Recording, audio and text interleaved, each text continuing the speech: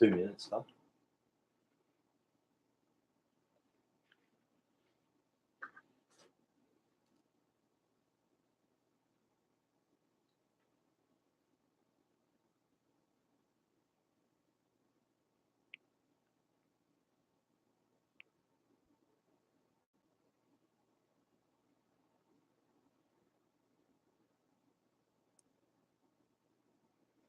There's one more ad. This is the last ad. Oh, I just dodged it. This is the last one. Turn the mic on.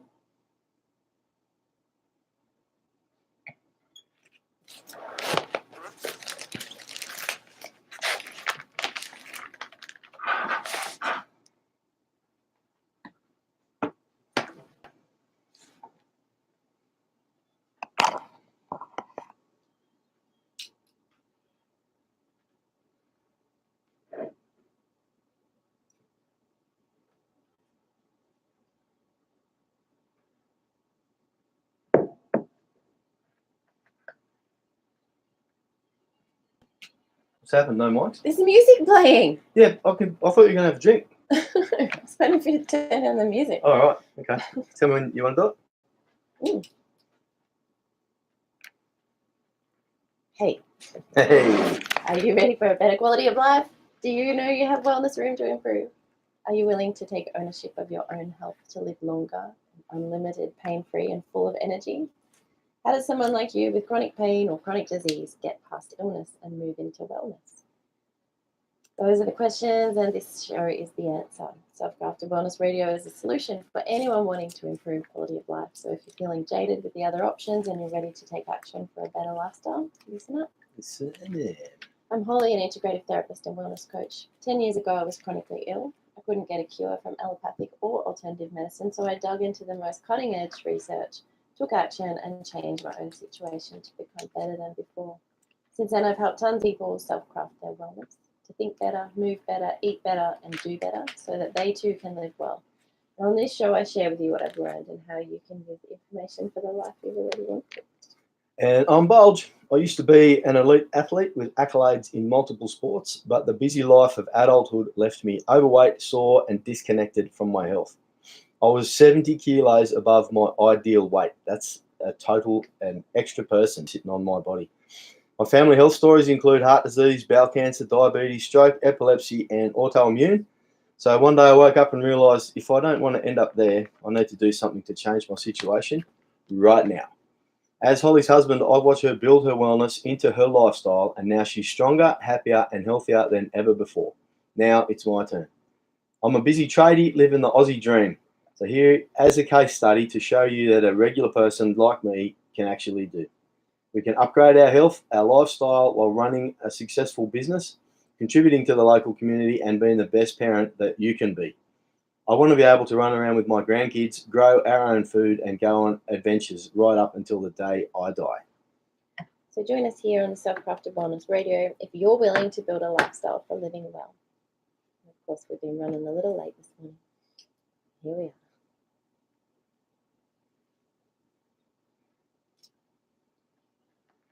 Nice. We need to do something about that. It doesn't work, that intro. It's too long.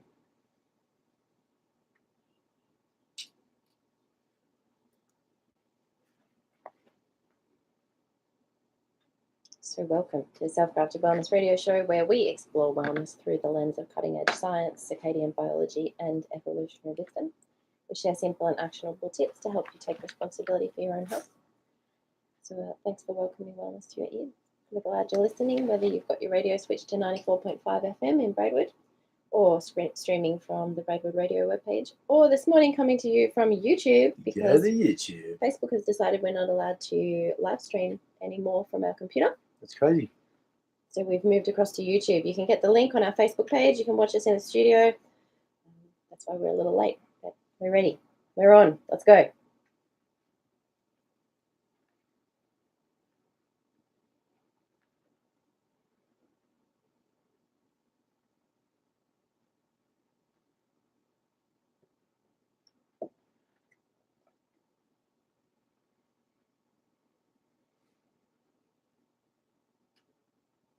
So let's talk about self-crafting your wellness.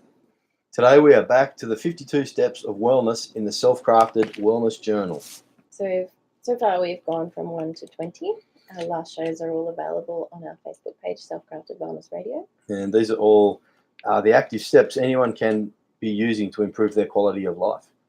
Self-crafted wellness is all about autonomy. Yeah, no one else is going to improve your quality of life except for you. So if you want to catch up, go and check out all the things we've talked about. And today we're moving forward into number 21.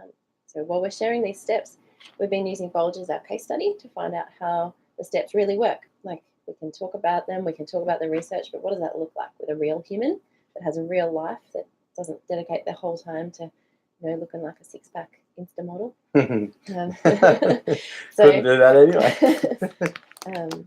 And let's mention that the steps don't include any crash diets or extreme exercise regimes. Actually, not even really any exercise of any kind in the steps, in the 52 steps. And there's no compulsory giving up of anything either. That's pretty cool. And I've still lost 14 kilos since the show started. That's 3 pant sizes. I'm now down to size 40, and I was starting at size 46.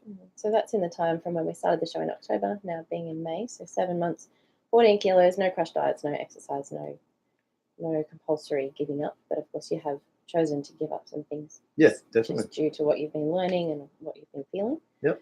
We talked about chronic pain and old injuries here as well. So let's just make it clear that wellness is not only about losing weight. That's just one measurement of wellness. Yeah. Yep. So something else that's come up a lot is chronic pain and old injuries. So how are they going on your 7 months in plan, Bulge? Yeah, well, it's funny. I'd actually forgotten that I used to get really bad pains in my wrists. Like if I had a big day on using the chopper, the concreting and stuff, I had a sore wrist at the end of the day and hands. And that's now all, I'd say 80% gone. And no crunchy knees. So I'd actually completely forgotten that my knees used to hurt when I squatted down. Even though my shoulder still does get pain, it doesn't just randomly pop out like through the night.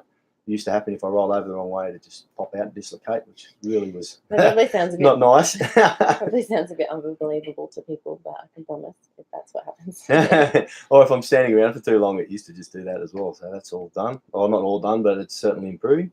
Also, on a weird note, I'm noticing that I can taste food a lot better, or maybe I can taste it a lot more. I'm not quite sure which way, but I'm actually paying a lot more attention to what I'm eating as well. So whether it feels good for me or not, maybe I'm just slowing down and masticating more. So I'm actually getting to enjoy my food. Masticating means chewing. So he also learns new words. Yeah. I sound all smart and stuff. And so that's based on number 19, chew your food, which has been quite life-changing for you, that step. Definitely, yep. 100% actually. And so that means you're on your way to your target, which is abs for Christmas 2019. Yep. Anything else that you're noticing? Yeah, you know how people with major injuries or breaks, like things they've done in the past, sporting or whatever, however they've done it, and then the weather changes and they feel the weather change a lot. Like people can say, oh, it's going to rain in 2 days, and bam, it rains, because they can tell because their joints are really sore. Well, some of those old injuries that I used to always notice the beginning of weather, I just don't feel that. It doesn't happen. That's pretty cool. And I've also noticed that because I was going back through and tracking in the Self-Crafted Wellness Journal, that I used to rate my pain or swelling, and then I thought, yeah, I'd actually forgotten that used to happen. So what you're saying is the magic of tracking, which the Self-Crafted Wellness Journal is really built around. So having tracked your chronic pain early on in this journey, and then sort of not having chronic pain anymore, so you stop tracking it, and then you forget that it's there. But then when you flick back to pages, you go, oh, that's right, that was happening. That used to hurt. And I think that's something that is easy to not notice if we're not writing it down, or we're not keeping, there's apps for measurement and all sorts of things. But what we can easily not realize how far we've come when we don't have some way of measuring it or tracking it. So that's why that part of the journal is so important. At the start, it felt weird, like actually journaling and tracking, because it's something that I just have never done. Now, looking back, I appreciate it. I think it's fantastic. Notice a lot. And I've forgotten that I've noticed a lot, if that makes sense. Things go away, you just don't think of it anymore. It's pretty great. Yeah. Well, can we talk about this week's active step? Let's do it. Right. So knowing that the active steps are the 52 points from the Self-Crafted Wellness Journal, Today's step is number 21, and it's called Love Your Teeth. Yeah. It's all about how we can hack our whole body health via our teeth. Mhm. So this is, I know when we bring up some of these steps, which just seem so usual to me because I've been using them and have studied them and understand them so well, and it's just like part of my filter of the way that I look through the world, but I forget that other people don't think like that. So people come up to me in the street, particularly when we did the remove your shoes episode, people were like, wow, I can't believe you just spent 2 hours talking about taking your shoes off. Yeah, that's fine. So today we're going to spend 2 hours talking about your teeth. That's cool. People say to me, what, you still got shoes on? I go, yeah, I have to. I've got silky construction feet, but I'm working on it. I just got called out this morning. Somebody thought I must be going somewhere fancy because I had shoes. But I'm actually just a bit fragile today. It's cold. So straight from the Self-Crafted Wellness Journal, it says, your teeth are the windows to your wellness. Teeth are living, constantly adapting body parts that love to be noticed and cared for. Create a rhythm that allows natural fluid self-dentistry in the form of nourishment and care. Teeth tell you the quality of your overall health. Finding spots, rotting, or plaque are messages from your teeth that your body requires attention. Develop a teeth care routine that will give back to your whole body's rhythm with nutrition, ionization, rinsing, brushing, and 10 to 15 minutes every day could add years of satisfaction and longevity to your life. Wow. So this is like how we don't use mainstream toothpaste, darling? Yeah, that's one part of it. And we'll get a bit more into tooth care regime as we go through the episode. Nice. And I don't have extra sugar in anything anymore. So to a point where I don't even eat sauce on anything either. So you're avoiding processed sugar in food, in processed food, obviously. Yeah. Part of the thing I was talking about before about noticing taste, I think sugar actually takes away from the taste. It's a whole new world when you chew it properly and mush it all up in your mouth and actually taste it. It's really great. Appreciate it. If your taste buds are only used to finding that like super sweet thing, then it can, they can lose all those differential flavors that we can get from other food. Yeah, differential flavor. Yeah, that's what I meant to say. Yeah, nice. Thanks, darling. So we've been told sugar is a problem for teeth. That's kind of the cultural view of why you shouldn't eat sugar, supposedly, because it sits on the tooth and it causes rot. Yeah, that's a theory. You go into any dentist, they got posters about that. You have to brush your teeth 1,000 times, and up and down and swirling around 2 minutes and whatever, and with the special toothpaste. But there's more toothbrushes and fancier toothbrushes and more toothpaste on the market than ever before, and people are still going to dentists. People are still going and getting fillings, regular cleaning, whitening. So what we're going to talk about today is all the other things that are involved that maybe aren't the mainstream view, and that's kind of what we always do. That's it. So, but what you're actually saying, are you trying to tell me that sugar's not a problem for our teeth? No. So definitely sugar is a problem for just about everything we do with our physiology. Oh yeah, well that's a really good point. But maybe that this really simplistic idea of like sugar sits on your teeth and causes rot.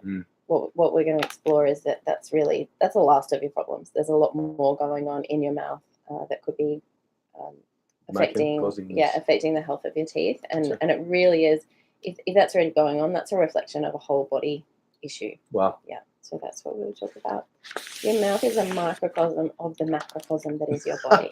Yeah. So that just means like everything. It's like this little place on your body, but it's reflective of the larger thing. Yeah, larger the macrocosm. And if there's something wrong in your mouth, it's a sign that there's something going on wrong throughout your body, because your teeth are alive and intimately connected to your bloodstream and your lymph system and your body overall. So I think, our basic understanding is kind of like they're just these white bony things that are stuck in our mouth and they don't do anything. And that's just not true. They're alive. They're changing all the time. They're regenerating themselves and just doing so much. There's blood capillaries in your teeth and tiny little vessels and tubes and things that could almost fill an entire football field. Gee, that's amazing. What a fact. That's so cool. So anything that suppresses the dentinal lymph. So think about, we've talked a little bit about your lymphatic system in your body and how that moves toxins out and helps you be healthy. And your teeth have their own dentinal lymph as well. And so anything that suppresses the body's ability to clean and heal itself is going to be a problem. So if your dentinal lymph can't flow the way that it's meant to, and that means pushing things out from the pulp of your teeth, pushing out through the enamel, and also taking things in through the enamel and into the pulp and into your bloodstream. If those things can't happen, then you're going to have some pretty big issues overall. Dentinal lymph system. Dentinal lymph system. Wow. Your teeth are fed. So think of it like a tooth is like a tree. Yep. And they've got their roots are like are like the tree roots, and they're drawing up nutrients from your body. But they're also, trees don't just draw up nutrients from the ground; they draw up nutrients from the sun and the air around them as well. Yep. So you can think of your teeth as like little tiny. You got a forest in your mouth, basically. Teeth forest. Tooth forest. And tooth is harder than bone, actually. Yet it's almost like breathing. I mean, it's not breathing because it's not oxygen, but it breathes that lymph fluid from the pulp out through the enamel, and it puts teeny little droplets of that lymph fluid on the enamel of the teeth, and that becomes a protectant, and that stops like bad bacteria coming into your bloodstream, and just does amazing things. You're so cool. That is amazing. I love it. Just keep going, mate. That's so cool. I love hearing this stuff. So when the lymph secretion is functional, it's basically like what the reason we use a toothbrush. Yeah, it actually does the cleaning for us and prevents decay and neutralizes acids. Yeah, so this idea that it's sugar sitting on your tooth that is the problem. When we understand how dentinal lymph works, it's like it's a chicken and an egg kind of situation. Well, the dentinal lymph is there to protect your teeth with its natural sheath, I guess, like its natural secretions, so that if there was sugar sitting there or any other acidic thing sitting on the tooth, the dentinal lymph should be able to kind of counteract it, like clean, create a clean enough environment that wouldn't be an issue. So if sugar is the thing that's causing your problem, it might not be from where it sits on your teeth, but it could be more of what it's doing to your body overall, of course, creating an acidic environment for both your mouth and your body. Wow. And then stripping your body of nutrients and minerals, and so then you're weaker, so then your lymph can't do what it's meant to do. Yeah. Does that make sense? Yeah, totally. That's unreal. I had no idea all this is going on in my mouth. I was like what you said about 2 minutes ago about teeth is just some white things that crunch food up. Mm-hmm. This is amazing. Mm-hmm. Keep going. This is great. And so the other part of, well, some of the other information about that you need to think about sugar, processed sugar. Yep. Now, when we say sugar, we're not talking about fruit. There's small amounts of fruit come in a whole package of nutrient, like they're with nutrients, and they do their own thing. But what I'm specifically saying today with sugar is the processed sugar, the added stuff. Yep. And usually processed sugar is in processed food, which also has added stuff. And we spoke about that. Is not, we've spoken about this. Like, it's not a whole food. Yeah, it's not like in its original package. And so some of the things that processed sugar does is spike your insulin. Yeah, when you get a dump of more sugar than your body's expecting, your insulin, which is actually a hormone in your body, sort of it secretes itself to try and balance out the level of sugar in your blood. That's what insulin is there for. That's exactly what it's meant to do.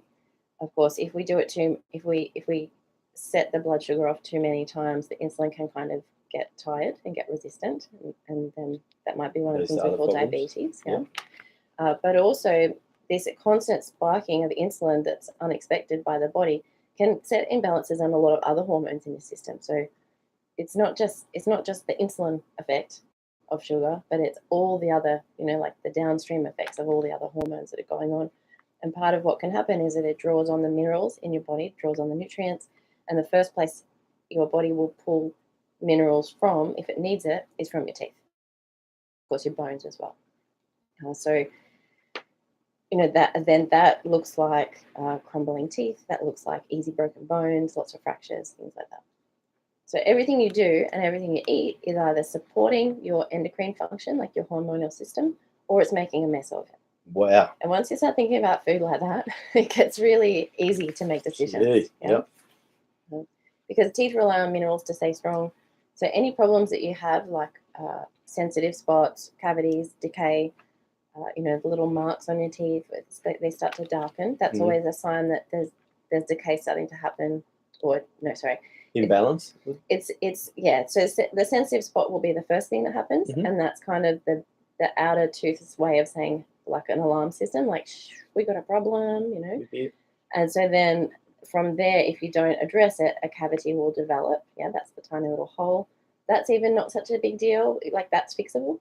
But when the cavity starts to get to a certain size and starts to really rot the tooth, and you get that true decay, which is the crumbling and the real dark blackness in the tooth, and the gross flavor, and then it can go all the way down into your nerves that are in the base of your teeth. That's when you've got a serious problem. But your body gives you a lot of warnings before that by the sensitivities, and that's the tooth saying, like, we need some minerals now, like let's get going on this. Go. And so you absorb those minerals through the enamel in the dentin, and of course you absorb them in eating as well. Yeah. What's that? Absorb minerals through the enamel in the dentin. So into the dentin, sorry. So the enamel is the outer layer, and the dentin is the next layer, and then that's where we think of the pulp, and then like deeper in is the nerves that are in the roots and things like that. So I think most people are aware that there's an enamel on there too. Yep. And part of the mainstream idea is you've got to polish that up and whiten it. And we're going to talk about that a bit later. But the thing to remember is losing minerals is inevitable. Just like last week when we talked about the immune system and we said running into what do we call them? Ickies. Yeah. Running into ickies is inevitable. Losing minerals in your body is inevitable. That happens like just because you get up in the morning and you get to work. Start to move. Yeah, you do stuff. So you have to put them back in. And the best ways for your teeth to put them back in is to eat the minerals and to brush them back in. Brush them back in. Brush like toothpaste. Brush them in with something that's very mineral rich and supportive to the microbiome of your mouth. You say that like there's a catch. So something that is supportive to your mouth and full of minerals is probably not the same thing that you brush with that you buy from the supermarket. Okay, so that's not commercial toothpaste. Yeah, that's blasphemy, darling. So this is what I do. I always just come and you're pushing out now. Tell you all the opposite things that everyone else has said. I love it. So I've heard toothpaste called Toxopaste, and here's why. Toxopaste. Toxopaste. Go Batman. So regular toothpaste is there to clean teeth, right? But it's not designed to put minerals back in. No one's promising you that, or they're mostly not promising that. Well, what about fluoride? So that is part of the promise that we get from our commercial toothpaste. But to remineralize, you want to put back minerals that your teeth actually have, and fluoride is not a natural mineral of the tooth. Whoa. So no fluoride. If there's no fluoride in the tooth naturally, there's probably better mineral fixes, solutions. Yeah. Wow. So so regular toothpaste actually what it does is create a coating on your teeth. A lot of toothpaste, even the so-called natural ones that you might buy in a health food store, have a lot of glycerin, which can create a coating as well. The problem with the coating is it becomes like a Band-Aid over your tooth, and then you can't feel the sensitive spots as they develop. Yeah, so you think your tooth is healthy. Yeah, you've probably seen ads. I mean, toothpaste ads are pretty awesome. There's a lot of them. There's been a lot of them over the years, but the ones where it's like, use this toothpaste and the sensitive spots go away. Your teeth aren't sensitive anymore. It hasn't healed anything. They're not promising to heal anything. They're just making the sensitiveness go away. So you want to be careful that you don't Band-Aid the tooth, because if you can't feel it, it doesn't mean that the things are still not happening. And so the minerals are going, or the lack of mineral is becoming still more of a problem, and that's when the issue can start getting into the dentin and create those cavities that we talked about before. Jeez. Toothpaste is full of lots of things that you would never put on your skin or would eat by choice. Toothpaste have poison warnings, so do not swallow. I used to find that funny. Yeah. And the recommended amount usually for a toothpaste is like the size of a pea that you should be putting on your brush. And so I just want everyone to think about when they were little people, or if they have little people in the house who are putting toothpaste on their brush, and how much are they putting on? Wow. Yeah, because no one's putting on just a little pea. And then how much of that are they swallowing? Toothpaste has things like SLS, which is in a lot of commercial cosmetic products. It's what gives the fizz, like the foam. And it's a byproduct of the chemical process of often palm oil and things like that. But what that does is destroy some of the lipid layers in your mouth, and it can make your taste buds, like it crushes your taste buds. Jeez. So I'm sure everybody remembers when you use your nice fresh toothpaste and then you go and try to eat orange juice or chocolate or something. Gross. So it's because your taste buds are basically being messed with by the SLS in the toothpaste, and probably lots of other things. Well, here's one for you. I'm going to say it, is fluoride part of the poison profile? So possible side effects that have been found from fluoride include, I've got to get my piece of paper out because it's a long list. So we're saying possible effects. Yes. So found in the research, in various research, like not just one research, over many years, the possible side effects that have been found in conjunction with using fluoride, whether it's toothpaste or in your water, include bleeding gums, skeletal fluorosis, so it's like fluorosis in your bones, dementia diagnosis, pitted and crumbled teeth, impaired myelin sheath. That means like that's the sheath of your brain, Whoa. where all the good things happen. Acne, arthritis, gingivitis, bone disease, thyroid disease, fractures, hyperactivity, damaged sperm motility, increased infertility. Yeah, increased infertility. Gastritis, suppressed immune function, so what we were talking about last week. Skin rashes, cell mutation, nausea, frequent urination, poisoning, and reduced IQ. What? I didn't understand that. So why are people using it then? Because it's in the products that they buy, and maybe the people who make decisions about your health don't always keep up with the full body of research, and maybe there's money involved. Because we've always done it. It's one of those things where we've always done it. That's half the battle that you keep waging is you're learning all this old information, which is scientifically proven, but it's different to how we're doing stuff. The reason it's old information is because it's been around for thousands of years. But it's just different to what we've been taught. And a lot of the things we're using in our health regimes at the moment have not been around for as long as humans have, so we don't know the full effects.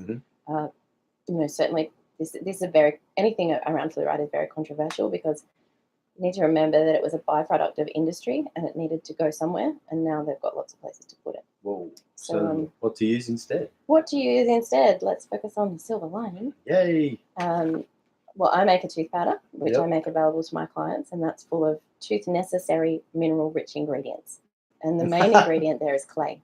Yeah, so there's different clays that we get as powders that have that are full of minerals. Yep. And humans have been eating clay probably forever. Nearly every culture has some sort of like health lineage of either eating clay or holding it in their mouth for an extended period of time. And of course putting it on their bodies as well. And then I add to my tooth powder like herbs that support the biome of your mouth that we're going to talk about soon, and also ingredients that draw toxins out of your body, and clay is one of those two. Wow. And it still cleans, but it puts back it gives your body back as well as doing the cleaning. So just whatever you're going to use, just check in and find out whether it really is putting in the minerals that your body and that your teeth could be losing, because that's the first act of like loving your teeth. That's the point today. Wow, that's amazing, Darren. That's so smart. Okay, well, you're on the Self-Crafted Wellness Show with Holly and Bulge on Braidwood 94.5 FM. You can send us messages by SMS to 0419 722 578. Any questions that you have about this show, the loving your teeth, please send them through, and we'll, if it's legal to do so, we'll answer them. And you can also send us an email at studio@braidwoodradio.com.au. Don't say legal. Hey? It's not legal. No, I meant like because they might be swearing. Yeah, but you always say that, legal. Yeah. Just say we'll share it if you don't swear. Yeah. We know the people that call in here. All right, so we've got sponsors, and I can throw these songs on. But there'll be a gap between the songs and the news. Come here. Say that in. Okay, so I can do the songs now. I could do 3 songs and just keep going songs until the news. That's a long break. There's half an hour break in there. The news goes forever. Just go back. But then we'll have to cut out when the news starts. No, we'll just do one song now. Yeah. Okay. Well, why don't I do the songs after? This is supposed to restart at 10:46. Okay. Let's just do the sponsors and then we'll just go back to talking. Done. Because we were 15 minutes late. Yay! I'll just turn this on.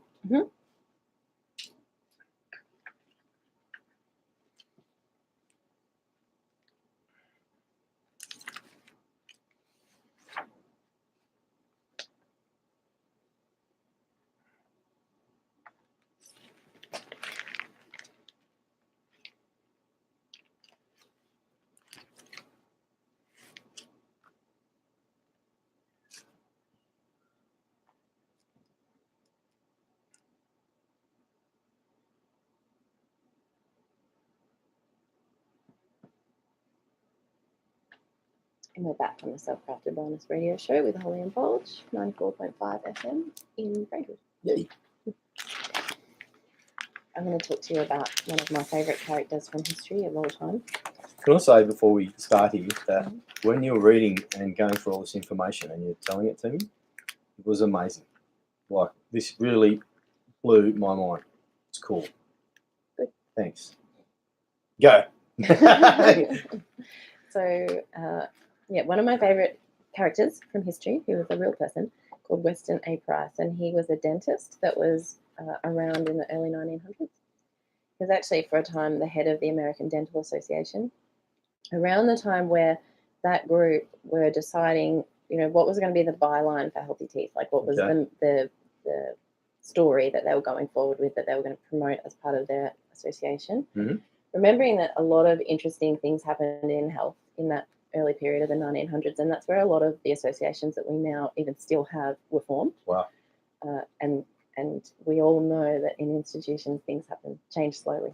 Just got that one in now to think about from a modern perspective. You had to go there. But so basically it came down, and so what I'm about to tell you is all in the journals of that time. From that association.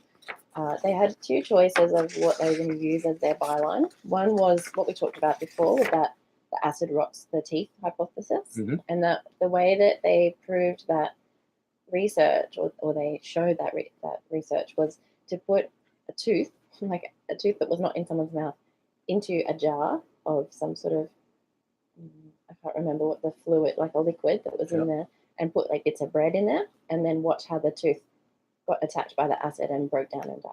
Whoa. Yeah. So that's the research on that. It's not in a mouth. It's not. It's not alive.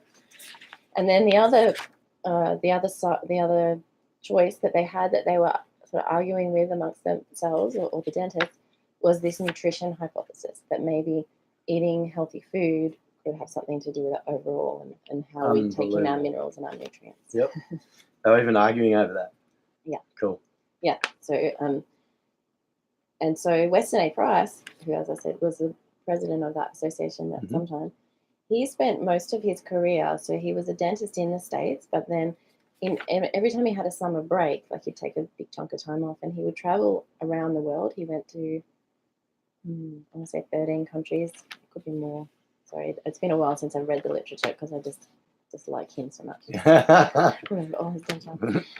But anyway, he travelled all over the world to many different places. So he came to Australia. This is around the 30s. Came to Australia, went to Switzerland, Wales, but he wasn't going on holiday. Well, it was a working holiday to go and. I'll just having a little chunk there. That's just cool. He was going on working holidays with his wife. His wife did a lot of the recording of the information that they found. And they would go to countries where there were both people still living in their indigenous lifestyle. Yeah, lifestyle, and then also indigenous people who had moved into more urban lifestyles and more modern ways of living. And what he wanted to know basically was how come he was seeing so many people with teeth problems in his practice in the Western civilized world, but when he would go out to these far out indigenous countries and places, and like countryside kind of situations, the people there had these beautiful, really broad mouths. All their teeth fit in, like there was no clamming of teeth that we see so much in our modern culture. Beautiful white, strong teeth. So that was his like lifelong mission, was to find out how come we all being where he was coming from, the American having all Dental these problems. Association. And then there's all these people out in the world that don't have any of the help of professionals, but yet they have they have better jaw structure and they have healthier teeth. So he would take photos as well. And so you can see these photos, even if you just jump online, look up Weston A. Price comparisons or something, you'll start to see the kind of photos that he took. So he would take photos of these, strapping, like super healthy indigenous people from all over the world in their whatever they wore every day to work, and he spent time with them while they were working. And he would go into a village and he would just look at, say, 100 mouths and would write down how many cavities he found. And it was often 100 or 200 mouths, and he might find one cavity. Wow. Yeah. And he'd take photos of those, and then he'd go into the urban environments and find people of the same lineages, similar ages, all those sorts of things, and look at their mouths and saw how the formation of the jaw was completely different. I find that so and there amazing. were so many more cavities. And what do you suppose he decided after all his research as to why that was happening? Would it have to have something to do with what these people are eating? Yeah, eating and I think living too. He mostly focused on eating, but in one little passage he talks about this culture in I want to say Switzerland. So Okay. this is where they're out in the hills and they're like milking their own cows and they pretty much eat a diet of really sour sourdough bread, like a really hard sourdough bread with super thick cheese or butter on it. Yep. And that's pretty much what they eat most of the time. They might have one meal through the whole week where the whole village eats an animal, like a sheep. Wow. Like they kill a sheep and Because everyone their eats life from was it. revolved around their animals, so they just couldn't eat them like we do anytime we want. Yeah, remembering that any of these people that were out in the far off areas were living off the land in the way that their ancestors had forever. Yep. This is what I'm always talking about on this show. You know? Yep. So cool. It's kind of romantic. Well, it's hard work, though, right? So, and that was the other thing, that if going into urban life and having all these modern conveniences is supposed to make our lives better, how come these people who were working so hard apparently and working on the land actually were so much healthier? Yeah. Okay. Yep. So he did mention that in this particular culture, and he was saying how beautiful it was and how romantic it was because there was no intervention. And then he mentions right at the end that a rail line has just been put in and an electrical line has just been put in. And he basically says, I wonder what's going to happen now to these people. Yeah, wow. Because as he realized was the people that were living on the land and using their traditional diet of food were super healthy. And the people that were living in modern culture with all the modern convenience of what he called the white devil, being sugar, flour, and sometimes pasteurized milk as well. So they're the three white devils.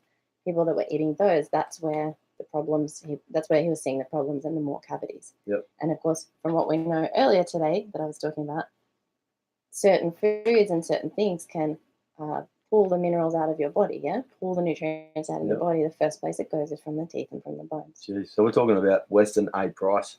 He was the, at one time, early 19th century, the leader of the American Dental Association. So he, in all his travels across the world and when he went to all these different cultures, he took photos, but he also took samples of their food. He went to the Inuit cultures as well in Alaska. The Inuits? Yeah. Yep. And, and different parts of Native America. Wow. And so he would take food from these cultures and take them back to his labs to study through the year when he was back in his workplace, his regular work. And what he started to find was that, number one, the food was much more higher in nutrients and minerals than the food that he was getting. So if he took blueberries from Alaska in the summer and then took blueberries from the supermarket, they didn't really have supermarkets in the 30s, but from the shops, even still, the nutrient level was so different. Wow. So that was part of it. And what he started to discover was, in particular, he decided it was around vitamin A and vitamin D. Now, we've talked about vitamin D in terms of getting it from the sun, but you can get vitamin D from some foods, particularly animal products, and vitamin A. But what happened wasn't just that there was a vitamin A and vitamin D. As whenever those two nutrients were kind of together as a component, he noticed that there was something that he called the X factor. I remember when you first read about this. You're like, oh, check this out. This is so cool. The active X factor was this thing that he was finding in the traditional food, and particularly when it was prepared traditionally as well. So we know a sourdough bread is fermented particularly. So it's not just like taking the flour and drying it and making bread with it. There's a whole process of preparation that goes with it. That was all part of, when we say traditional diet, we're talking about how the food was prepared as well as what was in the food or what was in the diet. So what he found was when A and D came together, there was this magical X factor, and he decided that was the thing. That was the thing that teeth needed and bodies needed to be healthy. Wow. And in time, we discovered that the thing that was X factor is vitamin K2, which we talked about a little bit, I think, last week with our immune system. No, I don't know. I'm sure I mentioned it at least. You did. I was just being a smarty. So, and often vitamin K2 happens with the combining of having lots of A and D in our diet, and then we're able to produce more K2, or K2 is produced more. So that sort of stuff is found in organ meats. Yeah. So traditional diets are always full of organ meats, and that's one thing that the modern diet didn't have, and still doesn't have in our culture. Yep. Also with good levels of omega-3 and 6. I don't think we've talked too much about this, but we will as we get into fats in our future episode. I love that stuff. So the basic difference is animals that are raised in wild places and in their on their traditional diet will have better ratios of omega-3 and 6, which will then help us to produce to take in our A and D and produce that K2. The K2, the X factor. And the one thing that he liked probably overall was the butter fat, the yellow butter fat that was in that he was finding in all the European cultures that did cows and milk. How it was more naturally produced, just because the cows themselves are so. The cows are eating the grass. The grass is full of nutrients. It's full of carotene, and so you get a much more yellow butter. Yep. And so that's just kind of a little takeaway for all of us. If you've got an option of 2 butters, I'm not talking about margarine, or butter that comes from a cow. If you've got 2 butters, you want to choose the one that's more yellow, because it'll have more nutrients in it.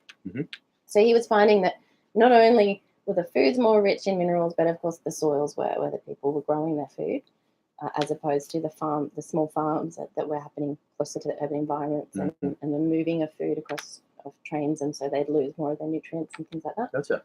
So another simple takeaway is eat your grass-fed cows rather than your factory farm-raised cows or your grain-fed cows, because they're going to have more minerals in them too. And you see that in the fats in your meat. So if the meat fat is really white, there's not any carotenes in there. It's just like your butter. So you want a meat fat that's nice and yellow. Oh man. So this is what you mean by eat your minerals or brush them in. Well, you said that before in the show for people that didn't hear that. Holly said you brush your minerals in. Yeah. So we just talked about eating them. They're simple ways, Eat wild caught fish, eat butter, eat good healthy animal fat that's been made on growing on grass. Yep. And then brushing it in is around like getting things that have minerals in them and putting them onto your teeth. Wow. So we talked about that tooth powder before, and said regular toothpaste doesn't do anything to promote the health and longevity of the tooth, because it's just about cleaning. It's not about remineralizing. So every day you lose minerals from your teeth, they're going in and out. But if you have too many days where you have a lot of out, then that's when everything starts to suppress and you start to develop cavities. Yeah. So you want to ask yourself, is this meal renutriating or denutriating? So so sugars and processed foods create the demineralization, the white devil, as Weston A. Price called it. Yep. The sugar, the flour, even white rice. If you do a lot of white rice and you don't put it with, so white rice is in a traditional diet, right? But the way that we eat white rice in this culture is not prepared in the same way that the traditional diet is. Just like white flour or flour, grain flour is in traditional diets, but the preparation is very different. Okay. Yep. So it's very important to understand that. I was going to ask you about that one. You just solved it. And the other way, so sugars and processed foods create demineralization. Fat-soluble, nutrient-dense food replaces the minerals. Wow, that's amazing. All right, well, thanks, darling. We're going to go to the news now. Braidwood 94.5 FM. Love your teeth.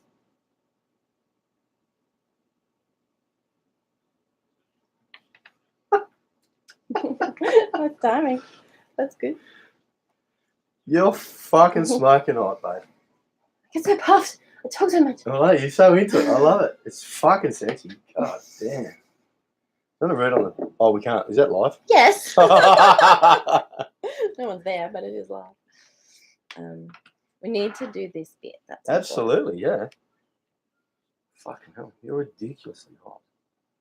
Are we just going news and then straight back on to music, or do you want to keep talking?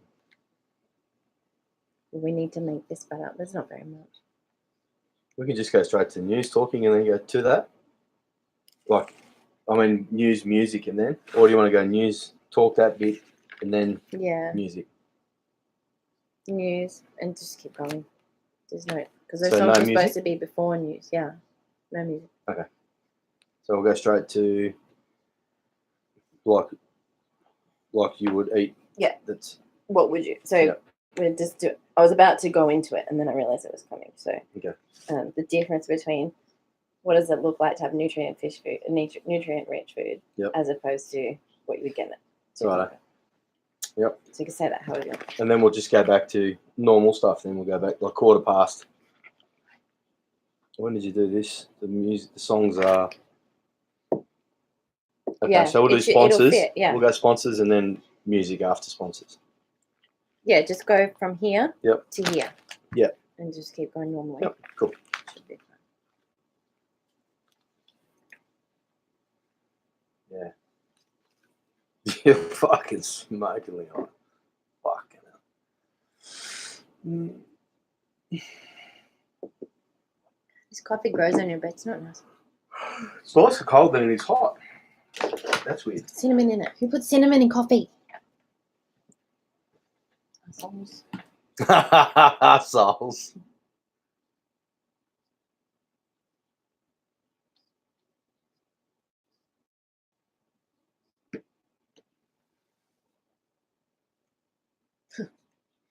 Bum-bum.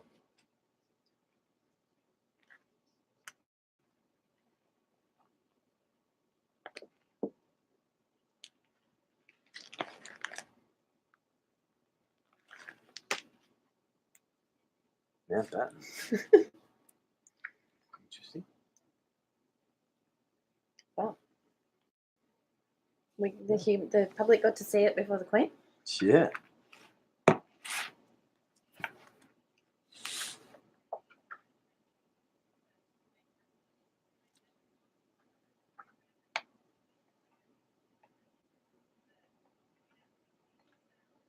She would have to be. Catherine was saying last night she home birthed. Did she? I think so. Wow. And she had a doula. I think it was her. Oh no, someone was talking about it last night. But you know, a home birth for a royal is different to a home birth for a regular person. Well, of course. It doesn't really make it the same thing. Yeah. She'd be at home, but she'd have a hospital in her home. But you know, the royals have always been big supporters of alternative health. The Really? Queen Mother was the head of the British Homeopathic Association. What? Well, not head, but she was like the main supporter. Fucking hell. Like, what are they called? You know, when patron. Patron, the patron, yeah. the matron. Or, yeah, it must be. Yeah. And it wasn't that long ago that the main, like that was the last hospital from memory, but that hospital used to be a major part of health in London or wherever it was. Wow. And maybe my information isn't totally on because I learned that stuff 20 years ago, but it's cool. Close enough. Yeah. Go and do it. Go and research for yourself. Find Check out the facts. Your movement break for now. We're about to just lose our sport. We're just listening to some sport. Yep. So be inspired by sport and just move your body in a way that you would do it in a sport that you've never played. So if you've never played football, go and swing your legs around and throw your arms around like you're handballing. I made that look really retarded. I don't know how to handball a ball. I grew up in Victoria. Or pretend like you're bouncing a ball if you never played basketball. Yeah, fucking cool. Can I turn on? Yeah.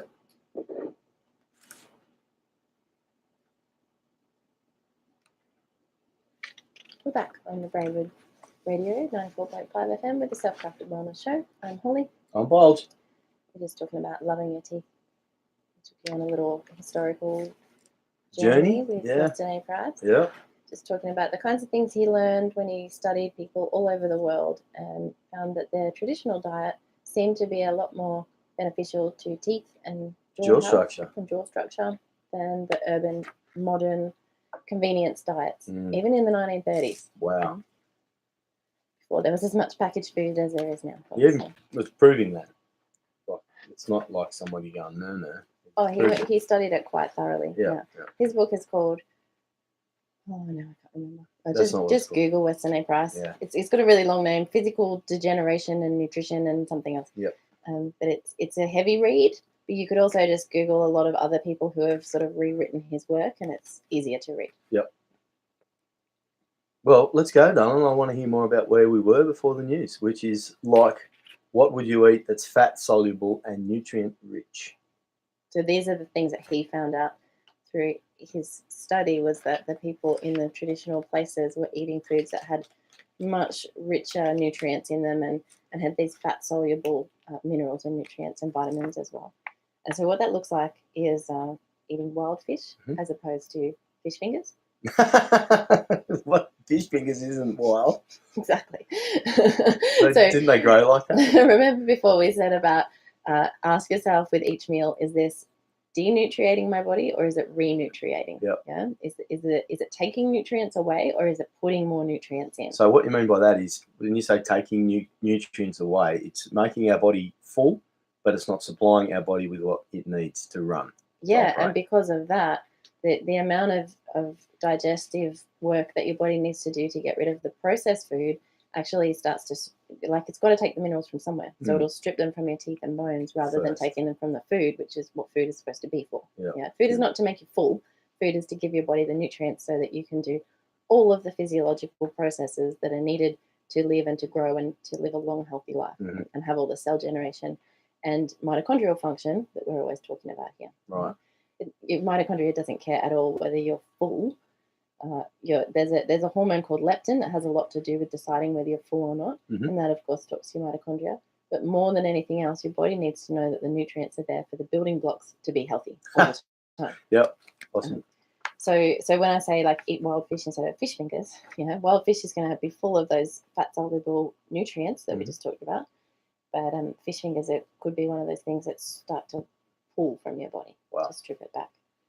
Another example would be from a traditional dietary perspective, having true sourdough bread. Now, true sourdough bread doesn't mean it like just tastes a bit sour and it has a heap of yeast added to it. Yeah, commercial yeast added to it, which some people who do sourdough and call it sourdough, if it's got commercial yeast in it, it's not sourdough. Yeah, because sourdough is a fermented product where the grains are taken and over a period of time and added water, taken some of the slop, like it's very sloppy process, taken the slop out, added more water, added more grain, and the grains ferment and actually change their chemical structure. They become more nutrient dense because they're full of the yeast from the environment. So this is why commercial yeast is like a quick fix to what a natural sourdough would do, which is collect yeast from the air and then use that to produce its fermentation. And so then the bacteria that are in the yeast actually populate and produce more nutrients. They start to digest the sugars for you and the grains for you so that it's more digested when it's fermented. And all those bubbles that you see are the farts of the little bacteria. Farts. So that's a true sourdough. That's why it tastes very different to, say, a white bread in a packet. Yep. So your example would be true sourdough bread occasionally versus white bread in a packet that you could leave open on the table for a week and it would still feel the same. Yeah, that's crazy. A true sourdough will pretty much be rock hard the next day, but that's okay. You just toast it and put butter on it and it's even better. Yeah. Another example would be like vegetables cooked in animal fat. So animal fat helps get and just kind of combines with the nutrients in the vegetables. They work together. Proper ghee, you say that? Yeah, a ghee. Well, ghee, but any animal fat, like pork fat, rendered, tallow, whatever. Yeah. Many people believe that cooking your vegetables in an animal-based fat will help get more of the nutrients out of vegetables into your body because we are a fat-based organism. Yeah, we've got a lot of water, but we also have a lot of lipid. And so when the nutrients of the vegetables are in the fat and then we put them into our body, it kind of soaks in quicker. That's the way to sort of think about it. Versus pasta. Yeah, it might fill you up, might fill your bowl, might go on the side next to your meat, but there's no nutrients in there. Again, same story. And you can even make pasta with the vegetables. I'm sure we've all seen the spiralizers with the zucchini. Yum. Grass-fed steak versus frozen hamburgers. Whoa, no argument there. I won a six-pack off some grass-fed local steak once from a fella in Orange. He lost the bet, so I got a six-pack and we both got to eat some awesome local yellow fat meat.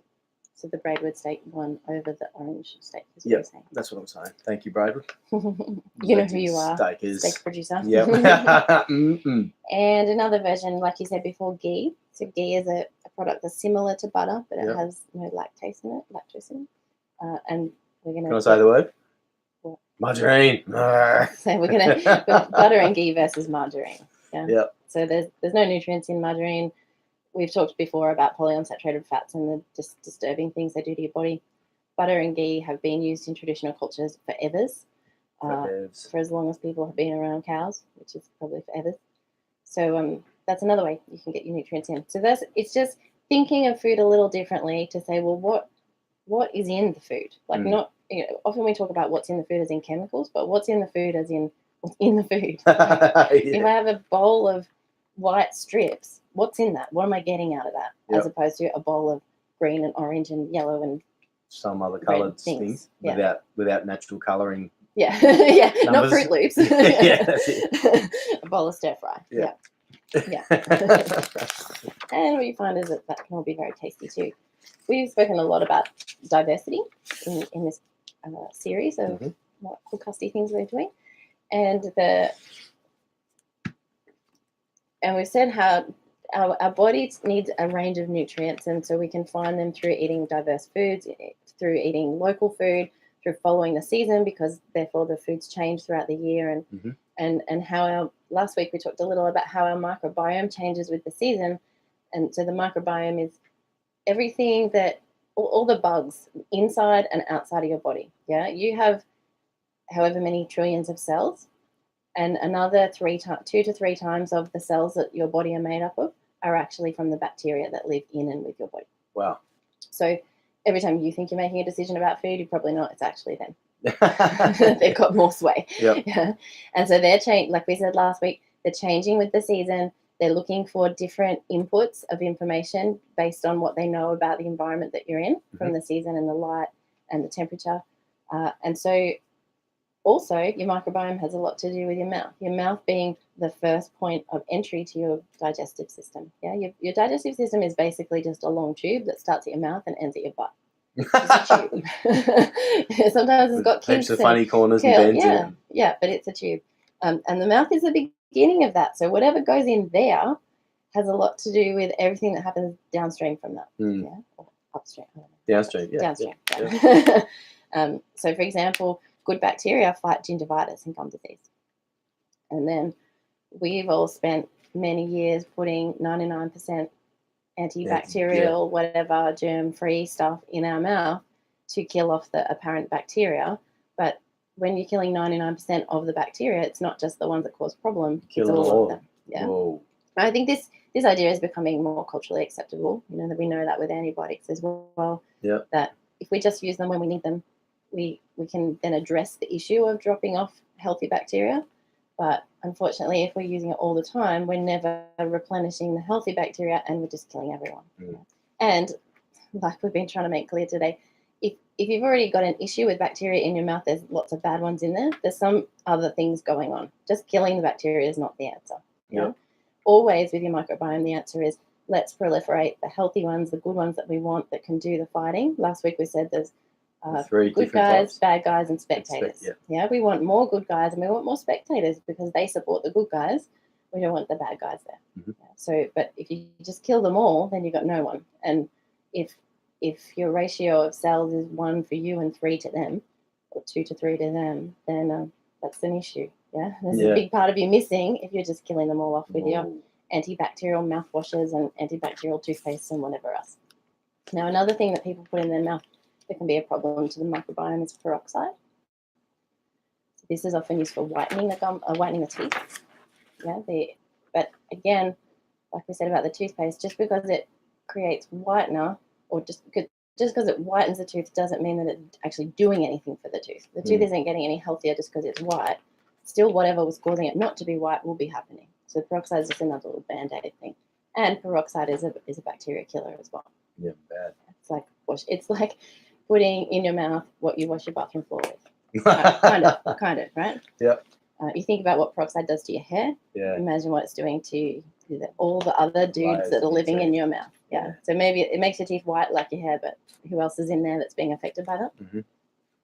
When we talked about chewing your food in number 19, we talked about enzymes and saliva. And so when you swallow, your saliva brings and supports the good bugs and it washes away the bacteria through your system to be moved out and removed from your body. Yeah, that's part of what your digestion does. It doesn't just take in everything. It moves out the stuff that's not needed and takes in the nutrients that are needed. If you don't ever have any nutrients that are needed, then you've got to soak something up. Yeah. We don't want to know what that is. Very bad. Gums are the porthole are the portal for bacteria, fungus. Like you think about how, what's the word? Like Goo. such a thin layer of your gums. Teeth.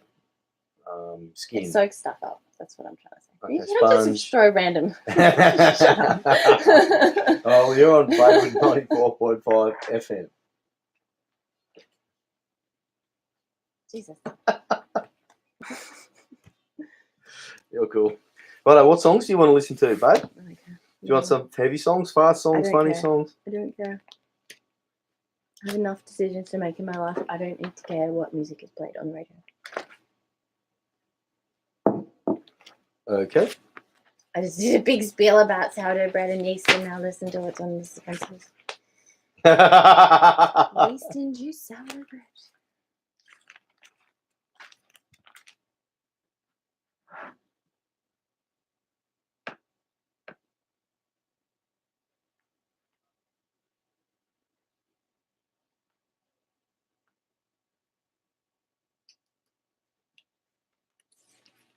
I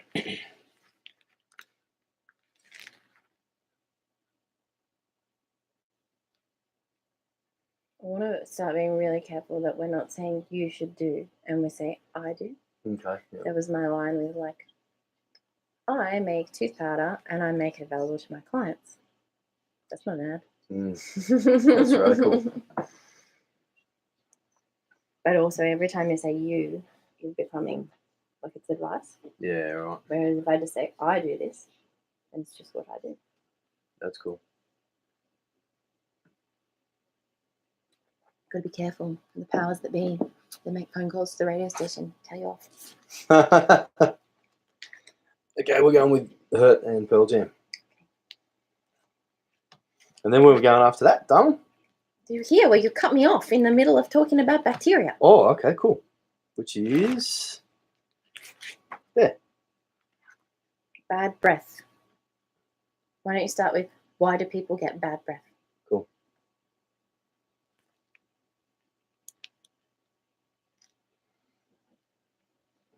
Your movement break is to when you open your jaw, you feel that temporal joint there. So it's between your cheekbone and where your jaw drops down. I mean, to just place your fingers in that little dinty bit, and then just very gently from side to side, rocking your hand into that temporal joint. And if you want, you can open, actually start with just little yeses. So your hand stays where it is, but your head goes up and down in a yes. And then little nose in that temporal bit. That's cool. And then opening and closing your jaw. Yeah. At least you don't have to be on a camera to be seen doing it. What you're doing is just putting a little bit of massage into that fascial area. You know, we've talked about how we talk so many times in movement breaks about fascia, but think about the fascia that's between all these kind of joints that you use so much. Like, how often are you moving this part of your mouth? And so there's like lots of fibrous stuff in there that probably needs a good stretch out and a massage. You could do the same technique with the rolling balls that we have at BHT, the yoga tune-up balls, or you could use a tennis ball, but it's a lot harder. You want to use those nice rubber grippy ones that we sell at Redwood Holistic. But so just giving your jaw a bit of love. And of course, we know that lymph fluid is secreted due to movement. Yeah, if you're not moving all the areas around your mouth well, you might not be getting a full burst of that dentinal lymph that I talked about at the top of the show. So it's just a way to self-care your jaw. Yeah? And then, of course, you could move that around. You could come up further up into the temple and then down into this back, like along the mandible, like along that hard piece of your bottom jaw, and pat a little spots in there and do the same thing, like little yeses, little no's, and then opening and closing the jaw, knowing that there's just so much fascia in there that even every time that you move your hand into a different spot, you're going to be getting a slightly different massage. Yeah, and you can do that when you're just waiting around. You can do it in the car, when you're at the lights, not when you're driving, because you need two hands, obviously. Yeah, coming across, like up around the sinus, all these kind of little areas, and you'll just get a lot more openness around your jaw. Yeah. So have a play with that. We're going to talk next about chewing your food, I think, or it comes up at some point. Yeah, bacteria as well. So think about, you could be doing those kind of little self-massage movements when you're chewing your food as well. Like even just do a pretend chew and see what that's like. But that's an interesting movement break for this session. Explore your jaw. We didn't play black. We're playing rock and roll all night. Because I didn't download for some reason. I told you to check them. Pardon? I told you to check them. I did, but I did. That's in the middle. I didn't check the middle. I just went straight to the end. Oh, weird. That's well, weird. Lucky we're not playing all our songs.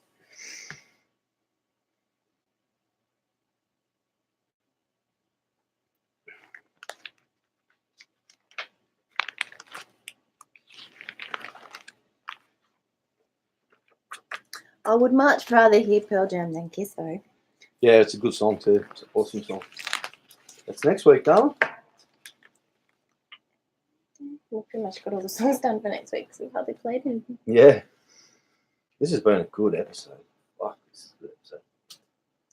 Tried to keep the information down so that we didn't go over time. We're still going over, but not as bad. Banter is and good. I'm not rushing. I'm going to have my coffee now. I'm feeling a bit rushed.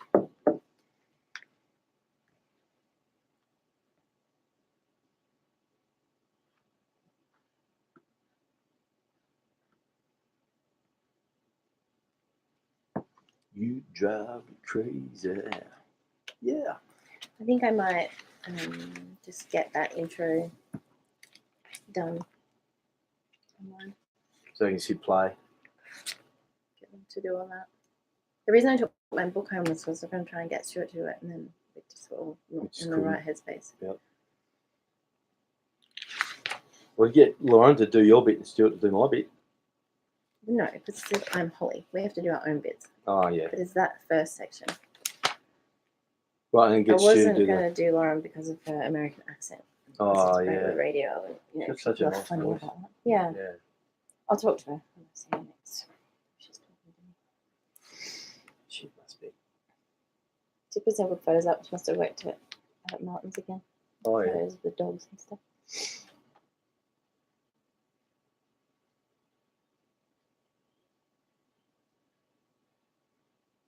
It's amazing how long a song seems when you don't like it. I know how long this song is. It says on the page. It's only like 2 minutes or something. 4.19. Oh, it is. That's why. I thought it was a 2.42 one. No, that's a backup song we got that we won't need. Oh, that's why it feels like it goes forever. As it does. Okay, so I'm going to start with Bad Breath then. Mm-hmm. Well, I might start with saying before the news and the songs, and I cut you off. It got funny. You were talking about Drums Out of the Bottle. No? Okay. Just change it.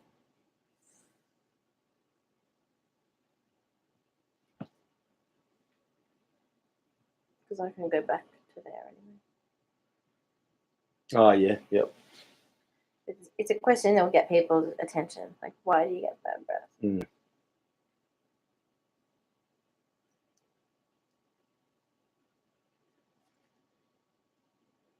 Can I have a pen? Oh, nearly ready? Mm-hmm. I'll turn this on, okay? Mm-hmm.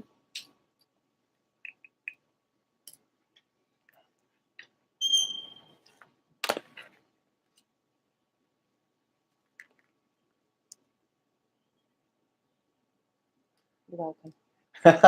Yeah! That was the song we were going to play last week. Yep. I messed it up. I pressed the wrong button and we got a different... That was amazing. We got another Kiss song. That was cool. Last week. So you're back on the South Africa Obama Show with Holly and Bulge on Braidwood 94.5 FM. Mm-hmm. So you may also be on YouTube watching us live in the Yep. studio. Hey all. Or live streaming from the Braidwood website. Mm-hmm. And you can send us comments to SMS 0419 722 578. So you heard the news. After the news, you heard Hurt, the Johnny Cash version of it. He did that version in 2002, but the 9 Inch Nails actually did it in 1994. It's their song. Yep. Thanks, Darren. That's what I meant. Have my back, baby. And then the second song was Rock and Roll All Night by Kiss in 1975. Such a long song. Yeah, that's amazing. It was first of 6 top 20s in the US pop chart from Kiss off the same album. And it's also the 16th greatest hard rock song of all time. According to the Rolling Stone. Yep. That's pretty cool. I would love to have that title under my belt. Okay, well, before we get back into it, I think we need to get back into it. And anyway, let's go. Let's talk about why do people get bad breath? So before the break, we talked about microbiome. So you cut me off. And You got pretty funny in here. So bad breath is an overgrowth of the bad bacteria in your mouth. Now, I hate saying bad and good because nothing's ever quite that simple. We kind of need that, don't we? We like the good, the bad, and the ugly. Well, we said before, like your microbiome is full of good guys, bad guys, and spectators. If there's lots of bad guys, that's, so the bad guys just like keep growing and keep proliferating each other. That can be a place where bad breath can start. So again, like hopefully I'm making clear throughout this episode, it's just like pouring some mouthwash into there and freshening up and suddenly smelling like something else. That'll kill the bacteria. Depending on the type of mouthwash, that will kill the bad bacteria, but it will kill the good guys too. And it doesn't kill the problem as to why there were more bacteria in the first place, bacteria in the first place. So what we want to do is constantly concentrate on balancing and supporting the microbiome and the tooth and the nutrition in our body so that we don't get to a point where we have bad breath. If bad breath is another like sure sign that there's something going on in your body. And so rather than doing something that's just going to kill off the breath and the bugs, you could try a supportive thing like there's different serums, which we'll talk about in a sec, but also we use the neem toothpicks in our house a lot. And I use them for numerous reasons. So the neem is really supportive to gut health and microbiome, the good guys. So neem is from a tree. So the wood is made out of, the toothpicks of the wood is made from the neem tree. So they have like a spicy, pepperminty kind of flavour. Yep. I was wondering that. I thought neem, like the toothpicks themselves were soaked in neem, but it's actually a neem tree. Yes, from the wood. Yeah. Wow. Awesome. And so they're super healthy to chew on. Another option would be tea tree toothpicks, which you can get in Australia too. So from the plantation, tea tree plantation people. So both of these they're naturally antibacterial and they're supportive to the gut biome rather than antibacterial that just kills everything. But the benefit of a toothpick is that because I've had a lot of dental work done to broaden my palate, which is something we're not even covering today, but that's another part of this topic. I've still got some gaps in my teeth because we're still going through the processes of sorting all that out. So the toothpicks are very handy. But then just chewing on the toothpick at the end of that is helpful to your jaw to, get all those enzymes flowing and get your saliva working so that it can sort of help clear out all those bad bugs. The dental lymph. Yeah. But your saliva and enzymes too. So research has found that people with poor oral hygiene, so for example, bad breath, gingivitis, that don't brush their teeth ever, they're more likely to have heart disease or diabetes. Whoa. And a lot of the time, I think we've kind of decided that if your teeth look white and you don't have bad breath, then you've got a healthy mouth. Yep. But of course, it's definitely the image that's been painted. Yeah, that shiny ding on the ads, like little gloss on your teeth. And so, like we've already said, all the problems with all the types of products that are commercially used, and people can use things like charcoal or we can do oil pulling for making your teeth whiter. They're much more natural ways. Again, the charcoal is great because it can't really do any harm, but it also doesn't put any nutrition in.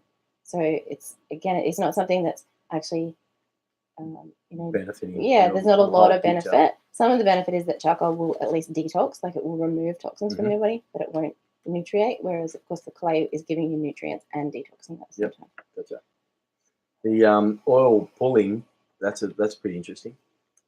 Yeah, so that comes out of Ayurvedic medicine. That's Indian medicine, and they've for thousands of years have been doing this oil pulling where they use either coconut oil or sesame oil, and you put the oil in your mouth, like so maybe about a tablespoon in your mouth, and you hold it in your mouth for 15 minutes and swish it around. Sounds totally gross, is totally gross.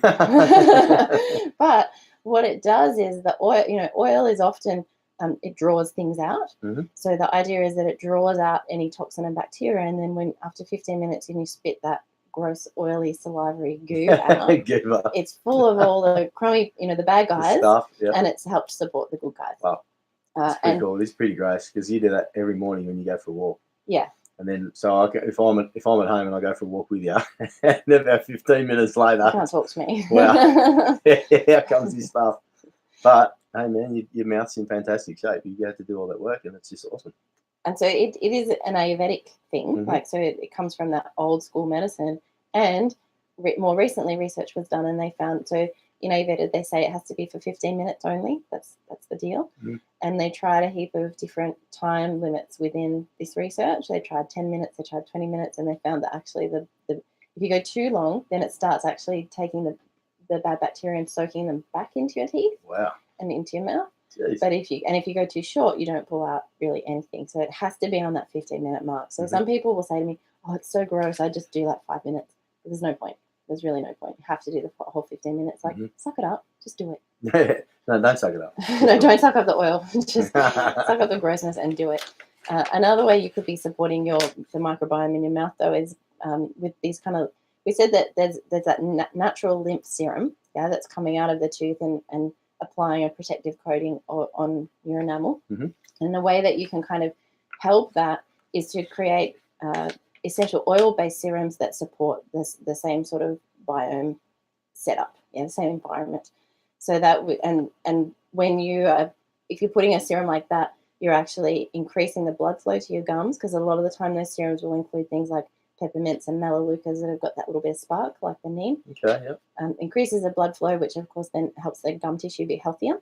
And so you can take those serums in through your gums, and again, that's just another supportive mechanism. So it's not something that I think you need to do every single day, but if you've got issues, it's a good way to kind of promote some healthy bacteria. Yep.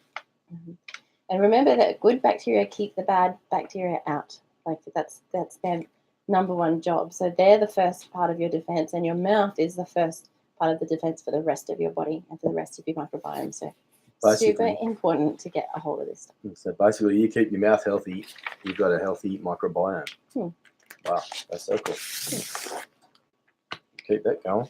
So is there anything else we should know about keeping strong and healthy teeth? So we talked in number 19, chew your food, and also number 14, check your casts, around jaw health and strength, and how how chewing your food actually produces like better, stronger jaws and stronger teeth. And so that's just something to remember. You don't have all your food as mush. Like, you're allowed to chew things. And that's why things like those neem or those tea tree toothpicks are good, because we can be something to chew on. So even if all your food isn't as chewy as in a natural environment, in a traditional environment it would be, you can be just in between chewing things. Traditional people in a lot of cultures chew sticks. That's how they brush their teeth. Wow. So it's the chewing of particular types of branches or little twigs, and they'll strip those and prepare them, and then just walk around chewing it and use it like a toothpick, basically. So that's something that probably most cultures have done all the time, and again, we don't do it because we've got these fancy plastic things that we shove in our mouth instead. So can you tell us, what is your tooth care routine? My tooth care routine? Yeah, like yours. Okay, so you already said like I oil pull for 15 minutes? Yep, pull, it's P-U-L-L. Yeah, pull, like you're pulling it out of your, so by having the oil in your mouth, it's pulling the gross stuff that you don't want to be there. Now, I don't do that every day actually anymore, but I do it most days, and particularly if I know, last week when we talked about the immune system, and if I'm starting to feel a little bit compromised, that's like one of the very first points of call. And so I use coconut oil. Some people use sesame oil. Some people use olive oil too. It'll all work. Just work out which one works better for you, basically. Fair enough. Nice one. So that's the first one. And of course, remembering right in the early days of this show, number 3, stack your life. That was popular. That was really popular. So I don't just sit around for 15 minutes and wonder what I'm going to do while I'm squishing oil in my mouth. I work it with my morning walk.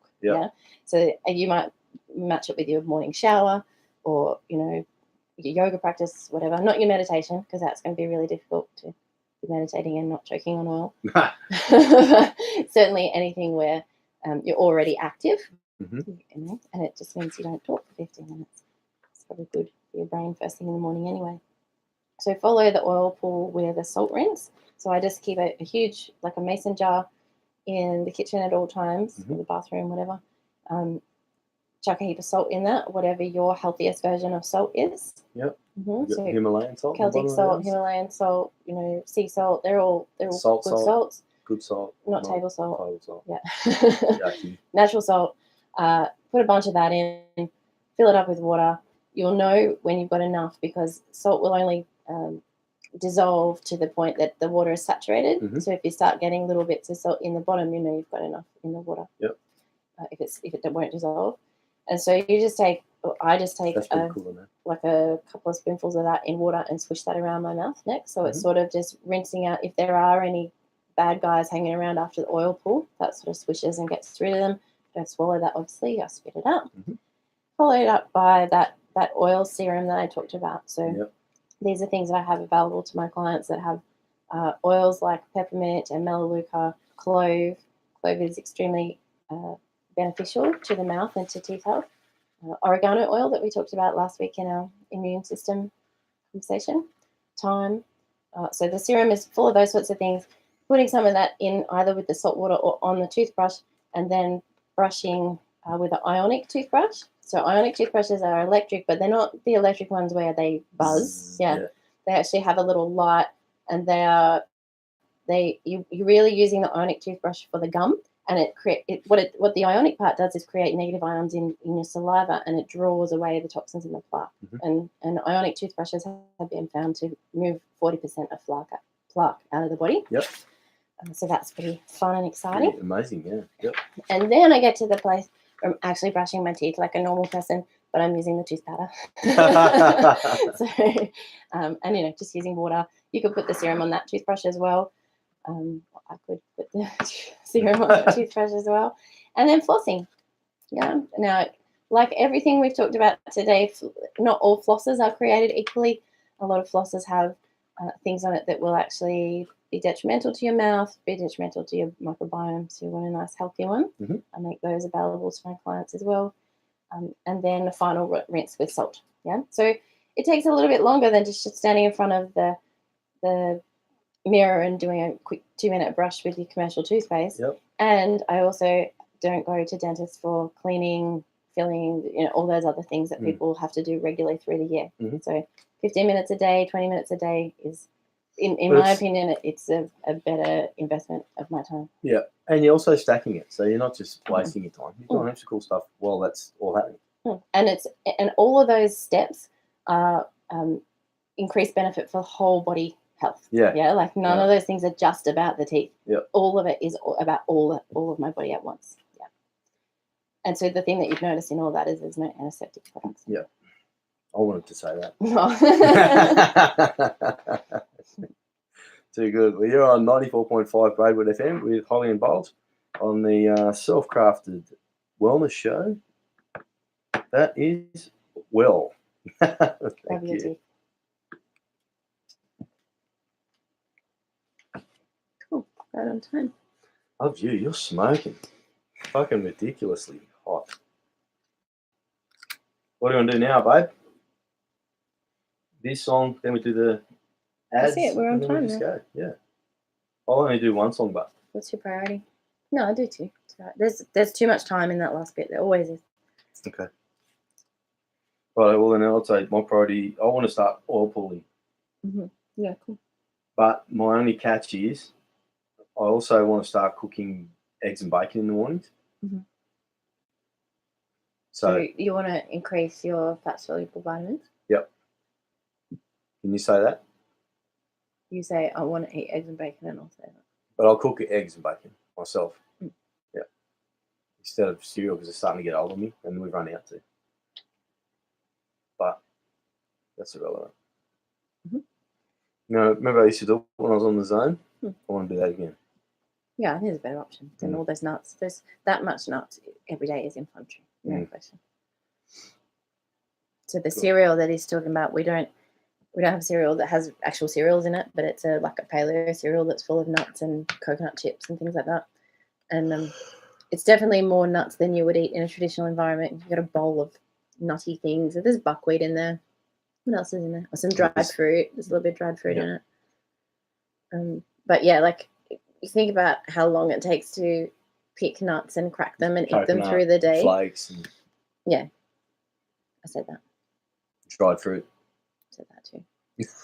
Think about how if you were eating nuts in a traditional environment, you probably wouldn't be eating as much as we seem to eat in this culture because it takes a long time to pick them, shell them, go through all those processes. But when you've just got the big bag, and the ones we get are actually activated, so they're at least traditionally prepared.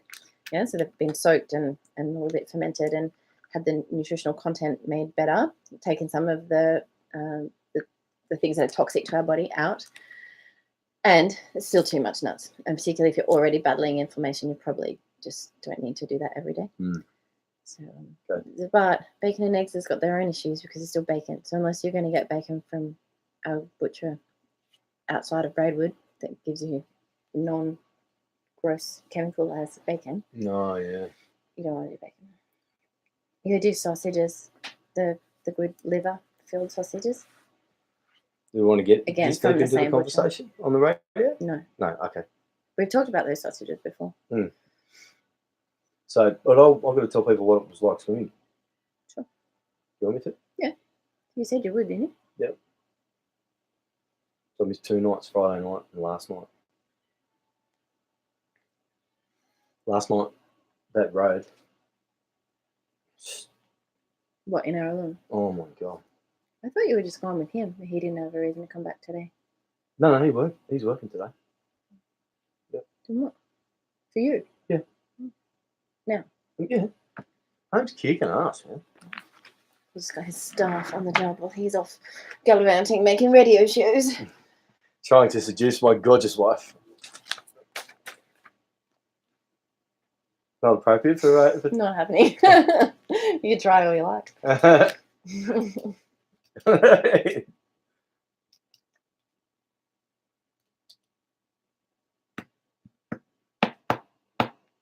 Maybe I need to wait. Is there another song coming? Yeah. No, wait. We're nearly finished anyway. I've got out of this chair all day. Your movement break is to extend and open your hip. At least one, preferably 2. That tapping must be really annoying on the recording. Oh, nice.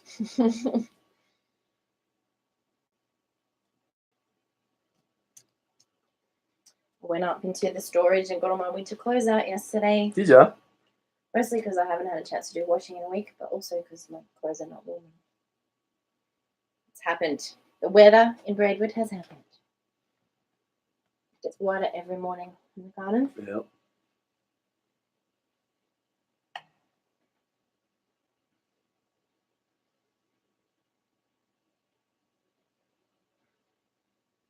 Do they know it's Christmas? Do they know it's Christmas? It seems like an inappropriate song to put on at this time of year. Yeah.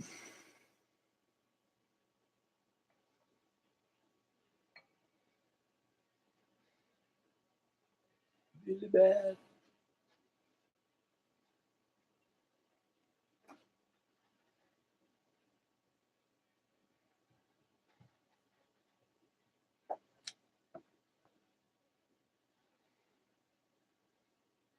I think we'll just always do it on YouTube.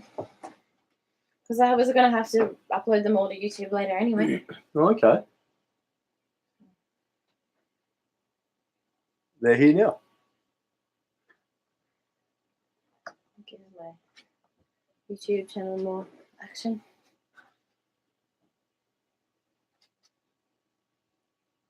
See the name of this album? That's cool.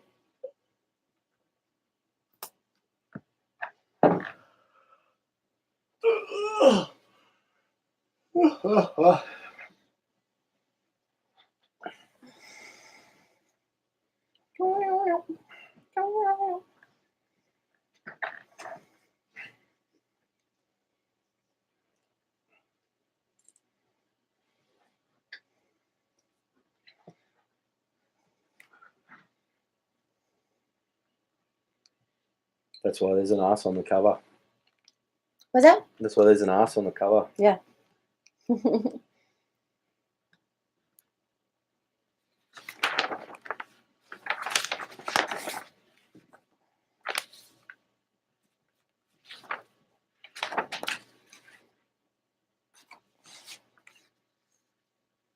Campbell's fools. We're doing sponsors after this. All right. Have you done them, Marie? You better do it. No, I'm tapping on the table. I apologize.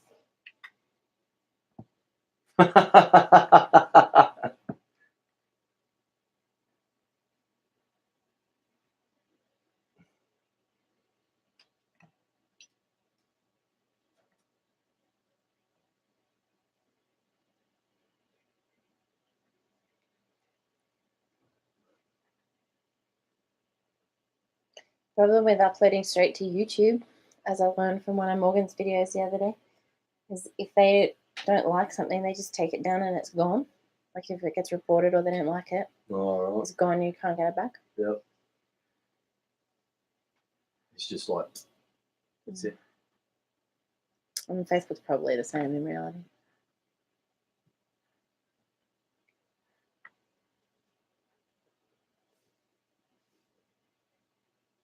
Ooh. Oh, I hate this ad. It sucks. I'm going to do it when it comes back on. What are you going to do? Good morning. Oh. Good morning. Welcome to the Self-Crafted Wellness Radio Show. Don't do it. It should be on.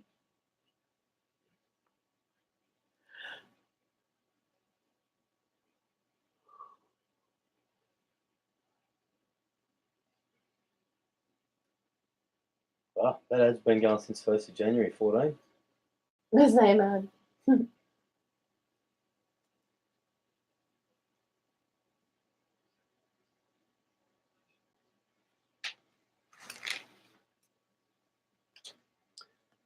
Cool.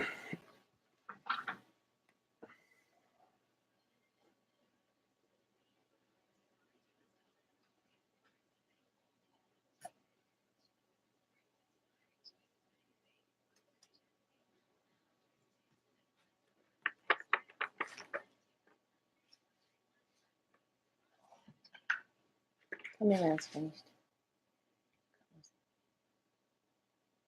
20 seconds, babe. I hope you're getting your priorities ready based on your own targets. That's where we're going next on the show. I'm just going to turn this on.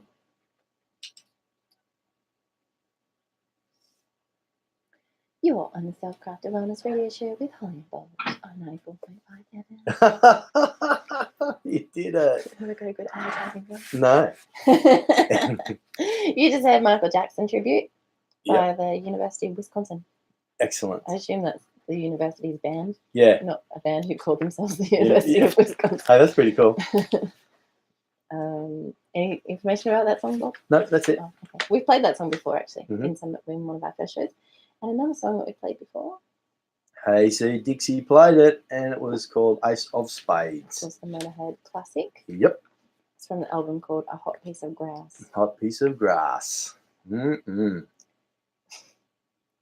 So remember, folks, that you should love your teeth. Not should. You can do it whatever you want. You could love your teeth, and you could have whole body wellness as That's what our show today has been all about. as a rollout from that. Yep. We always say at the end of the show that stress is an epigenetic adapter, meaning stress in your life changes the way that your body reads the signals around it and how it expresses, how your genes express. So if you're stressing about whether or not you've got all the steps right, or oh no, you've got to throw out all your different toothpaste, or if you want to get all stressed out about that, and you want to try and fit all these new ideas into your learning, it could actually do more damage than whatever you've been doing, because stress is one of the strongest changes of the way that your genes express.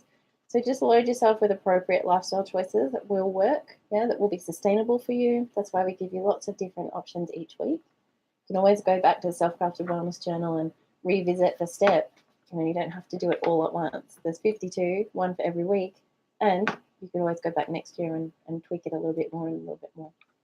It takes 11 years for your body to entirely regenerate all its cells and for you to become a different human, like physically. That's really cool. So you could go back every week for 11 years and still be doing things that will create better.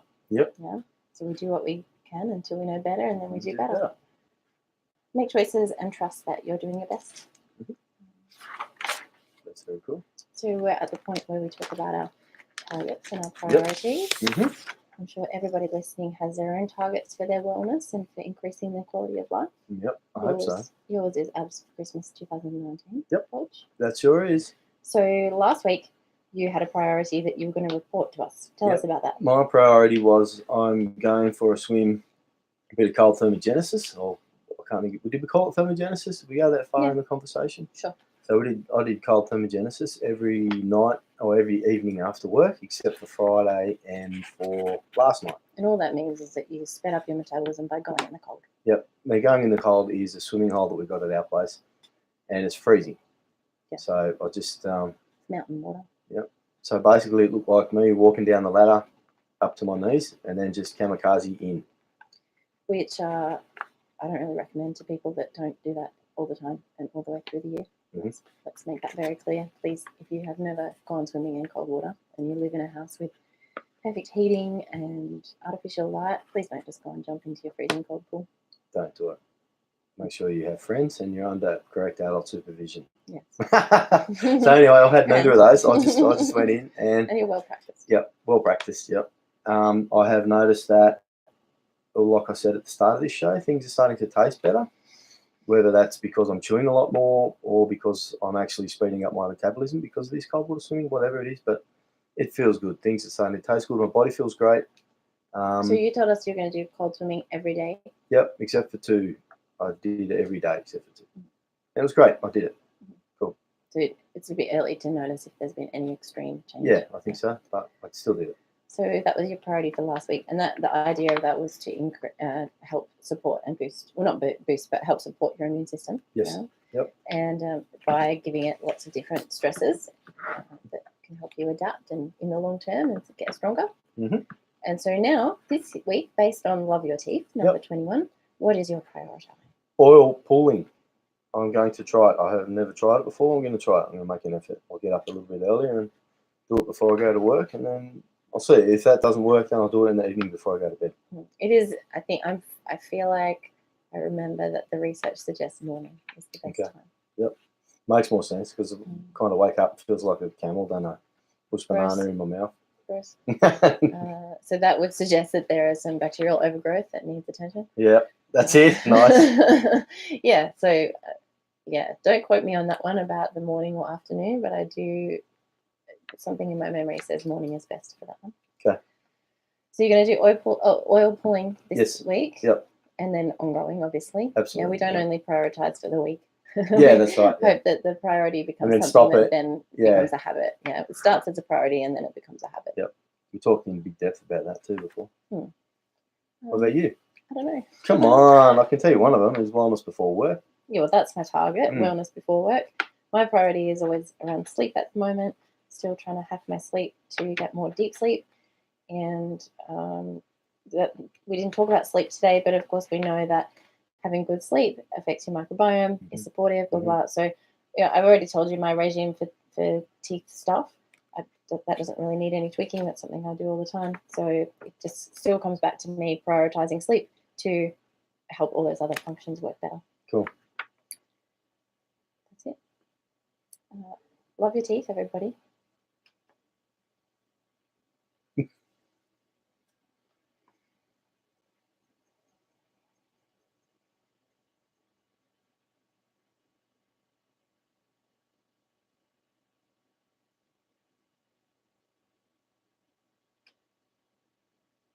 So thanks for listening to Self-Crafted Wellness Radio. If you liked what you heard, please go and like our Facebook page, Self-Crafted Wellness Radio. Your likes and reviews are helpful to us because it lets others know that we're worth listening to. Yes. Or maybe we're not, whatever you want to say. you'd like to leave a review about the show, go to Self-Crafted Wellness Radio on Facebook. Do it. Tell us what you think. Thanks to our sponsor, Braidwood Holistic Therapies, where you can find the Self-Crafted Wellness Journal and support in your wellness journey. Go to the Braidwood Holistic website to learn more about all the ways you can bring wellness into your daily life.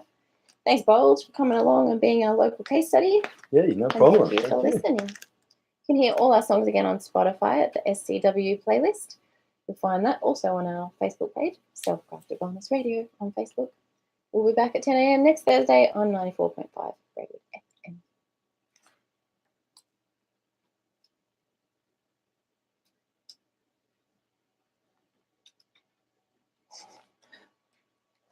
That was a bit jarring. Press the wrong fucking button. Sorry, fuckers. Stop that. Okay. Thanks for watching. See you. Bye. Ta-ta.